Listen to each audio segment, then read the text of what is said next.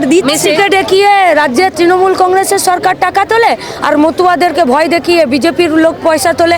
এ তো পয়সা তোলার মেশিন। একটা এটিএম হয় যেখান থেকে পয়সা বেরোয়, আর তৃণমূল বিজেপি একটা মেশিন যেখানে পয়সা এরা তোলে।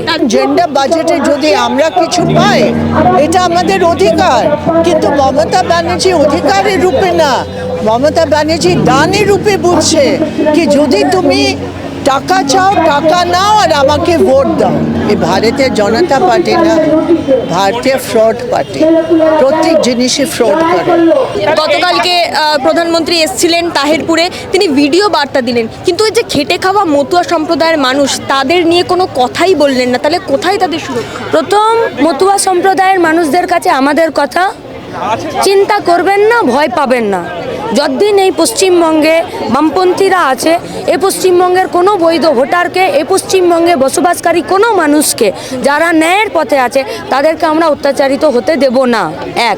আর দ্বিতীয়ত হচ্ছে যে এই যে যা বৃত্তান্ত বললে, তার মানে দেশের সরকার মিথ্যে বলেছিল।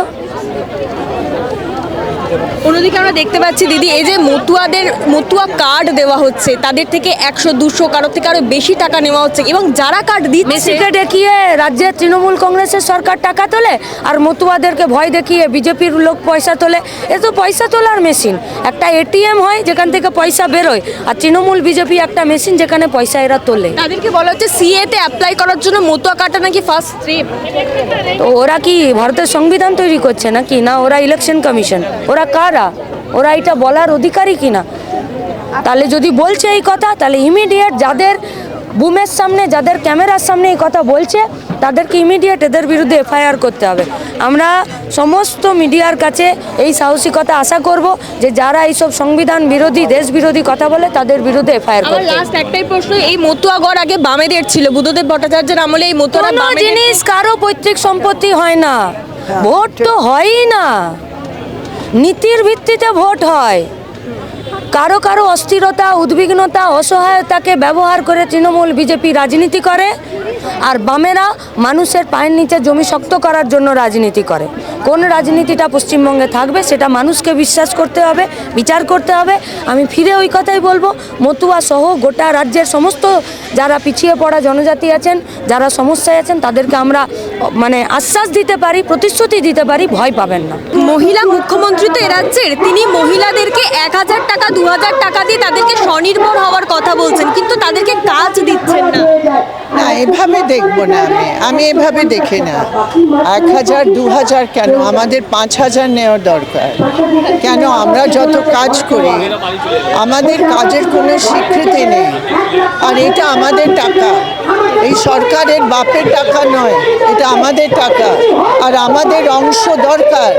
জেন্ডার বাজেটের মধ্যে ওয়েস্ট বেঙ্গলে খুবই খারাপ ছিল, এখন জেন্ডার বাজেটে যদি আমরা কিছু পাই, এটা আমাদের অধিকার, কিন্তু মমতা ব্যানার্জি অধিকারের রূপে না, মমতা ব্যানার্জি দানের রূপে বুঝছে কি যদি তুমি টাকা চাও, টাকা নাও আর আমাকে ভোট দাও।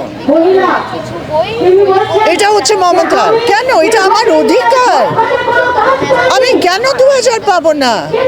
পাবো।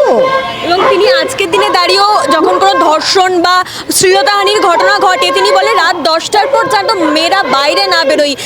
তিনি এই কয়েকদিন এটা একেবারে অপমান, আর এটা আপত্তির কথা। তাহলে আমাদের দেশের সংবিধানকে শেষ করে দাও ওয়েস্ট বেঙ্গলে, যেখানে আমাদের দেশের সংবিধান আমাকে একটা বরাবর অধিকার দিচ্ছে পাবলিক স্পেসে, তাহলে সে সংবিধান শেষ করে দাও। কেন রেখেছো? যেখানে এখানে সোফিয়া কুরেশিরা যখন বলে না রাবিশ, আর শুধু রাবিশ না, আপত্তিজনক কথা। কেউ বলতে পারে কি 10টার পর বেরোন? আর যদি আমার কাজ থাকে, আর আজই করেন মেয়েকে তোমার সাহস আছে বলতে? ও তোমার হাসপাতালে গিয়ে চাকরি করেছে, ও নাইট শিফটে চাকরি করেছে, ও সেবা করেছে, আর তোমার সাহস কি তুমি বলছো 10টার পরে তুমি বেরোবে না?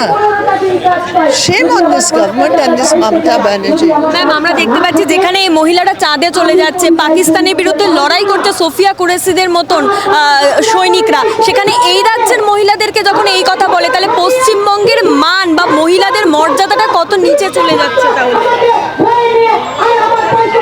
হ্যাঁ, দুটো প্রশ্ন আলাদা আলাদা। হ্যাঁ, ম্যাম, আমি বলতে চাইছি যেখানে এই দেশের মহিলারা চাঁদে চলে যাচ্ছে, সোফিয়া কুরেশিরা পাকিস্তানের বিরুদ্ধে লড়াই করছে, সেখানে এই পশ্চিমবঙ্গের মহিলাদেরকে তিনি বলছেন রাত 10টার পর না বেরোতে, তাহলে এ রাজ্যের মহিলাদের কতটা অপমান করছেন বা কতটা নিচে নামিয়ে দিচ্ছেন? এটাই তো বলেছি আমি। বলেছি। আর একটা বিষয় ম্যাম, এই রাজ্যে যখন এসআইআর প্রক্রিয়া শুরু হয় তখন বিজেপি বলেছিল কোনো হিন্দু মতুয়া শরণার্থীর নাম বাদ যাবে না। এসআইআর এর খসড়া তালিকায় আমরা দেখলাম প্রচুর হিন্দুদের নাম বাদ গেল।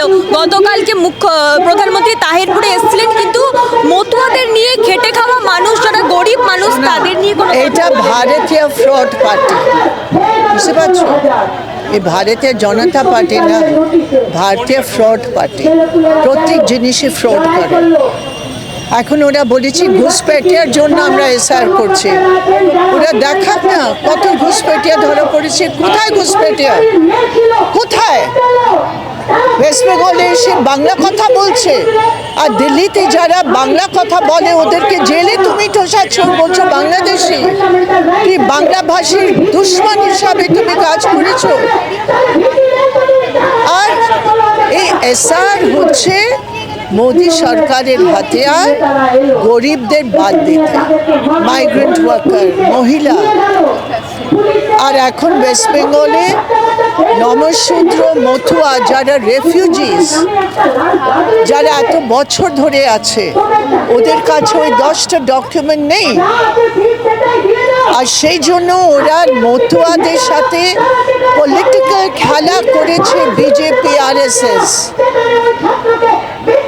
আর এখন ওদের ভোটের অধিকারের ব্যাপারে প্রধানমন্ত্রী এখানে এসে একটা শব্দ বলে না।